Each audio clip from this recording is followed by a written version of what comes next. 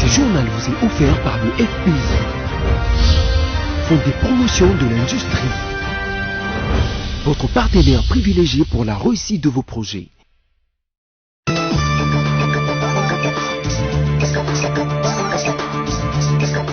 À tous et à toutes, bonsoir et merci de suivre ce journal sur BSC TV.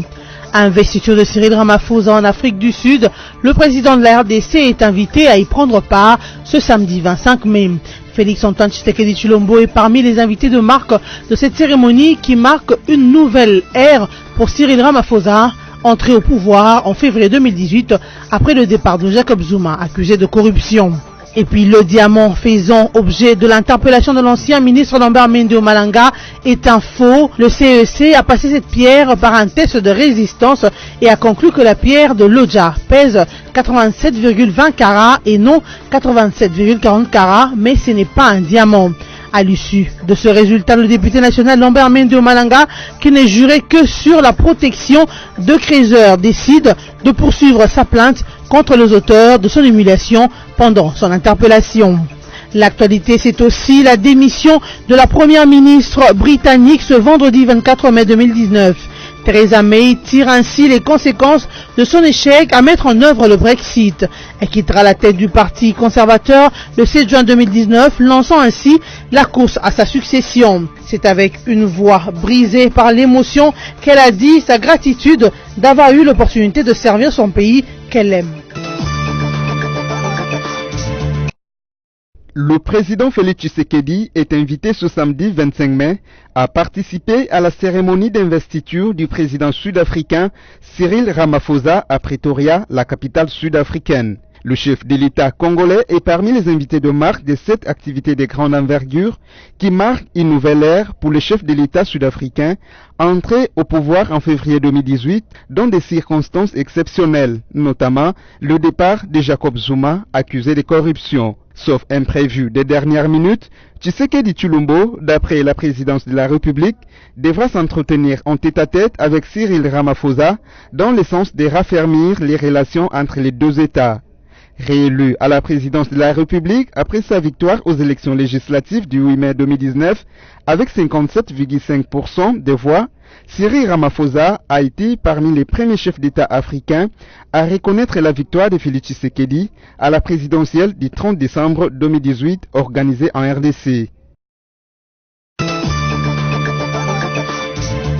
L'Association africaine de défense des droits de l'homme, ASADO, a dans un communiqué de presse ce vendredi 24 mai 2019 appelé le président de la République démocratique du Congo, Félix Tshisekedi, à tenir totalement sa promesse de décrispation politique en faisant libérer aussi tous les détenus amnistiés du dossier d'assassinat de Laurent Désiré Kabila. Pour cette ONG, le procès conduit par l'ex-cour d'ordre militaire et qui avait condamné le colonel Edi Kapinde et consorts était marqué par la violation de toutes les garanties constitutionnelles reconnaissant à chaque Congolais le droit à un procès juste et équitable. Ce procès est manifestement inéquitable et violant les standards internationaux en la matière avait conduit à des condamnations iniques et injustes sans que les enquêtes judiciaires aient été clôturées. L'ASADO rappelle qu'en décembre 2005, la loi d'amnistie numéro 05/023 du 19 décembre 2005 portant amnistie pour faits de guerre, infractions politiques et d'opinion est venue réparer cette injustice en amnistiant les intéressés. Malheureusement, ils n'ont jamais été libérés. En novembre 2013, la Commission africaine de droits de l'homme et de peuple dans sa communication 274/03 et 282/03 Interright, ASADO émettre au dissous lors de sa 54e session ordinaire tenue du 22 octobre au 5 novembre 2003 à Banjul, en Gambie, est allé aussi dans le même sens en recommandant la libération de tous les condamnés dans ce dossier Edi Kapinde et consorts. Malheureusement encore, la République démocratique du Congo n'a jamais donné suite aux recommandations et n'a jamais libéré les condamnés. En décembre 2016, l'accord de la SENCO avait identifié ces condamnés comme pouvant bénéficier des mesures de libération convenues dans le cadre de la décrispation politiques, mais ils n'ont jamais bénéficié des dites mesures. En mars 2019, lors de la libération des prisonniers politiques et assimilés, aucun condamné du dossier Edi Kabinde et consorts n'a bénéficié de la libération. Par ailleurs, la SADO estime qu'après toutes ces mesures qui n'ont été suivies des faits, l'injustice à l'égard de ces condamnés est flagrante et incompréhensible. Le maintien de ce condamné en détention, malgré les mesures successives d'amnistie et les recommandations de la Commission africaine de droits de l'homme et de peuple, est une discrimination qui viole les dispositions de l'article 2 de la Constitution de la RDC. 18 ans de détention entourés d'autant d'injustice constitue une violation flagrante des droits fondamentaux garantis par la Constitution et les lois internationales ratifiées par la RDC. Cependant, la SADO appelle Félix-Antoine Tshisekedi Tshilombo à réparer ces injustices à l'égard des prisonniers et des membres de leur famille en faisant ordonner leur mise en liberté. La ministre congolaise des droits humains Marie-Ange Mouchebeka a présenté ce jeudi 23 mai à Kinshasa le rapport de la commission Yumbi. Une commission qui avait en son sein près de 5 ministères a fait état dans son rapport d'au moins 461 morts et 133 blessés, 1539 maisons incendiées ou saccagées. D'emblée, la dite commission pointe du doigt les autorités politico-administratives de la province du Mai-Ndombe qui, d'après elle, auraient dû prendre des mesures appropriées pour prévenir et éviter ces malheurs. C'est dans ce contexte que l'ancien gouverneur de Mai-Ndombe, actuellement gouverneur de Kinshasa, Jantini Ngobi Lambaka, a été entendu 2 heures durant par la dite commission. Il s'y est dénoté que l'auditorat général des forces armées de la RDC a engagé des poursuites judiciaires contre les présumés auteurs de ces événements malheureux. 105 victimes et 83 témoins ont été entendus et 25 personnes sont en état d'arrestation, indiquent les données chiffrées de la commission. En attendant les conclusions de la justice, Marie-Ange Mouchebeka a promis son implication personnelle.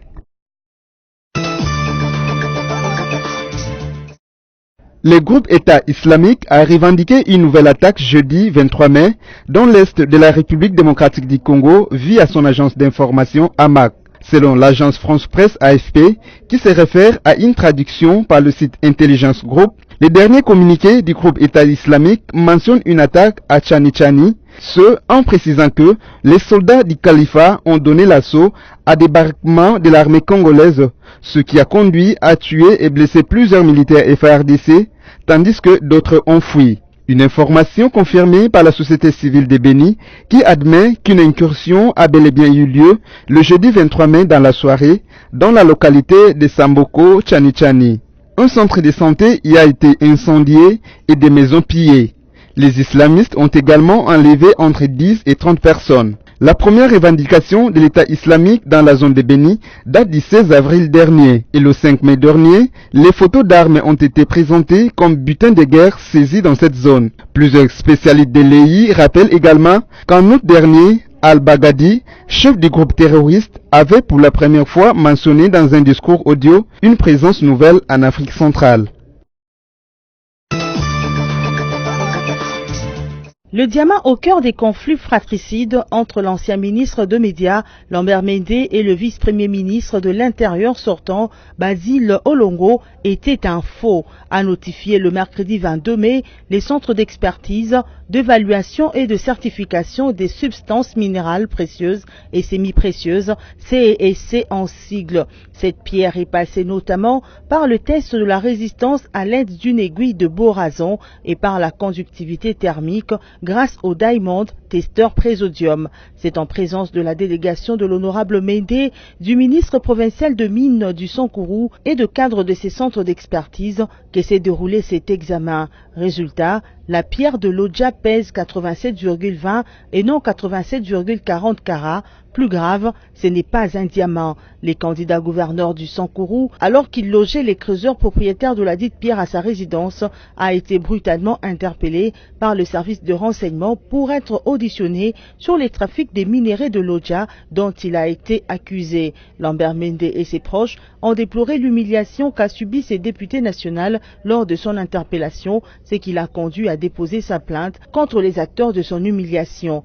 Lambert Mende n'est juré que sur la protection de ses creuseurs et leurs intérêts, alors que le vice-premier ministre de l'Intérieur, Basile Olongo, les yeux rivés sur ses diamants, doutant de la légalité de ce produit du sous-sol, avait souligné dans un point de presse, Lambert Mende devrait être poursuivi pour trafic artisanal de minéraux du Sankourou. Touché par la vérité du CSC, le gardien du soi-disant diamant de 87 carats déclara « J'ai failli être tué ». Lambert Mende, malgré tout, ne compte pas arrêter ses poursuites judiciaires car, souligne-t-il, il y a 2 actes pénalement répréhensibles que les policiers et militaires ont posés chez moi. Un autre son des cloches vient de l'ONG Akaj qui constate que le CSC a examiné autre chose que le vrai diamant chéri de Lambert Mende. Georges Kapiamba appelle les procureurs généraux près la Cour de cassation à enquêter sur la disparition de la vraie pierre et à arrêter déjà les suspects. Après avoir écouté cette histoire, il y a lieu de s'interroger. C'est quoi l'humiliation à décrier? Est-ce l'interpellation brutale de Mende ou les jeux de colère entre les 2 frères du Sankourou lancés par les creuseurs porteurs de la pierre? Mais nous ne nous empêcherons pas d'en rire car ceci ressemble à une comédie. La première ministre britannique tire les conséquences de son échec à mettre en œuvre le Brexit. Theresa May démissionne et quittera la tête du parti conservateur le 7 juin, lançant la course à la succession. La voix brisée par l'émotion en disant sa gratitude d'avoir eu l'opportunité de servir ces pays que j'aime, Theresa May a conclu son discours de démission devant la porte de Downing Street vendredi matin. La première ministre quittera ses fonctions de chef du parti conservateur le 7 juin, ouvrant officiellement la course à sa succession qui a déjà démarré depuis des mois. Elle continuera d'expédier les affaires courantes jusqu'à la nomination de son successeur qui pourrait intervenir d'ici au début de l'été. Un peu moins de 3 ans après son arrivée dans la foulée du référendum sur le Brexit, l'histoire ne sera pas tendre pour les bilans de la 2e femme à diriger le gouvernement britannique. 3 ans après le choc du vote pour quitter l'Union européenne, le pays se retrouve à la case départ. Il n'a pas réussi à mettre en œuvre dans les délais ses desseins dont l'échéance a été reportée au 31 octobre. Il n'a pas adopté l'accord de divorce de 585 pages laborieusement négocié avec les 27, ce qui a conduit Theresa May à sa chute. Il n'a pas de plan de bataille clair dans une polarisation exacerbée entre partisans d'une sortie sans accord et ceux d'une annulation du Brexit. Theresa May démissionne sans la satisfaction de la mission accomplie.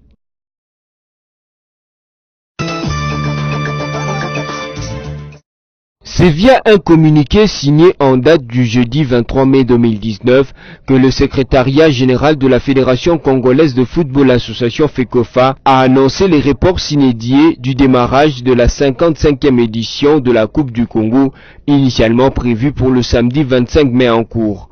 Le communiqué de l'organe fêtier du football en RDC indique que c'est pour des raisons d'ordre organisationnel que cette phase finale de la Coupe du Congo édition 2019 est reportée, de même que les tirages au sort est relatif.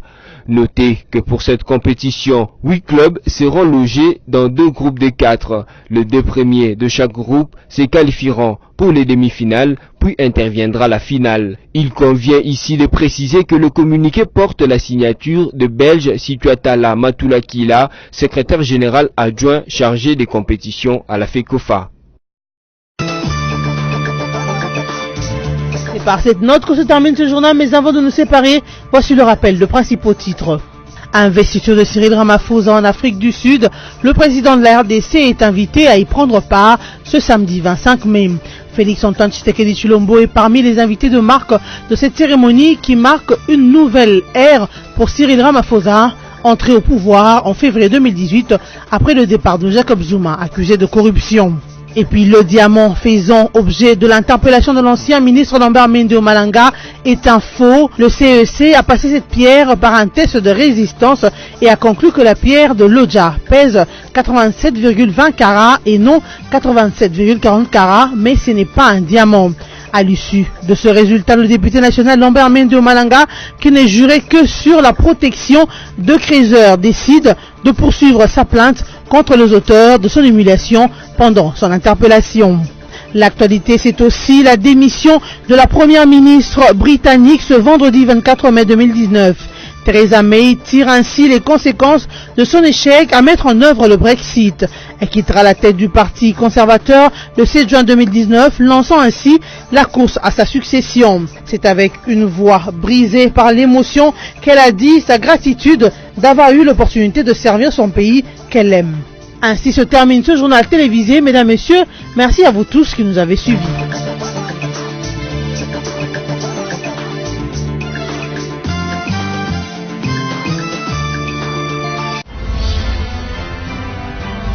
Ce journal vous a été offert par le FPI, Fonds des promotions de l'industrie, votre partenaire privilégié pour la réussite de vos projets.